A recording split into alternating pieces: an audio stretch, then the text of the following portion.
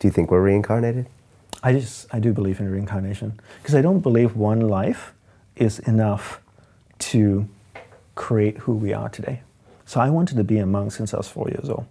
You know, I grew up in Malaysia, and one day a monk appeared in my home, right? And he knocked on our front door, and my mom invited him. He was dressed in orange, had similar to me, markings on the forehead and everything. And you know, my mom greeted him the traditional way and gave him some food and water and some money and some clothing, and you know, in turn he gave wisdom, and then he left. But when I saw him, I said, that's me. Kids want to be firefighters and soccer players, but most people never end up doing that.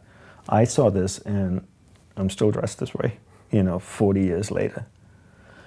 So how does a 4-year-old boy or 5-year-old boy see this and be so determined and hang on to this determination? And not only just want to live that life, but really pursue it and constantly, I mean, there's so many things I can do in this world, right? But I choose to do this. And I feel that I've done the work in past lives.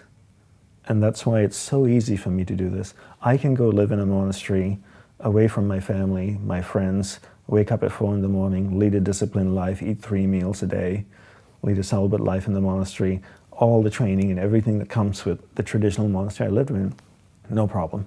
I'm not saying there's no challenges in that, there are a lot of challenges, but that's something I can do very easily. Why? I feel I must have done it before in the past. And that's why, you know, at a young age, I've been so determined to do this, and I feel that's for me, the answer to that is reincarnation. I mean, what are the options, Brian? One is that there's one life. We're born, we die, game over, nothing happens, or we die and then there's judgment and then there's heaven and hell. That's option one. Option two is we're going through a process of reincarnation.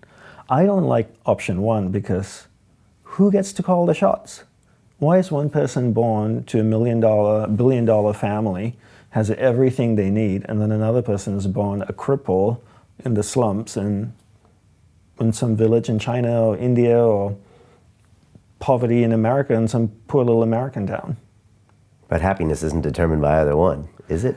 It isn't, but you know, if I had the choice, I'd rather be born in a comfortable family than being a cripple in a slum.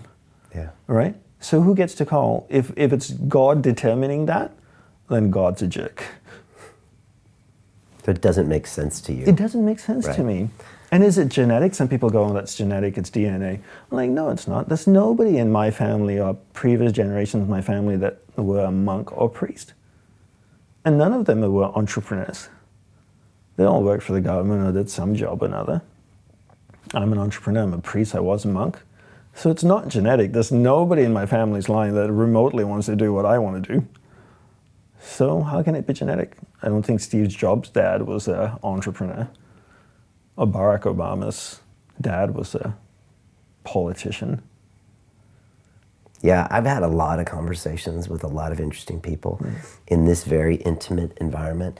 And even though my science background tells me that, you know, there isn't even a consciousness, and then of course when you're dead, you're biologically dead. Do you believe that still? No, something inside me believes there's something more going on here, and that there are just the people are kind of these sources of energy.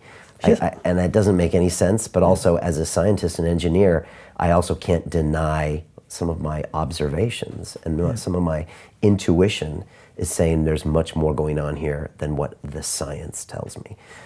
Consciousness is just a great kind of big red herring. What is that? How come we can't explain that scientifically? We can't. So if you can't do that, what else can't we explain? So it makes me open to some of these other ideas.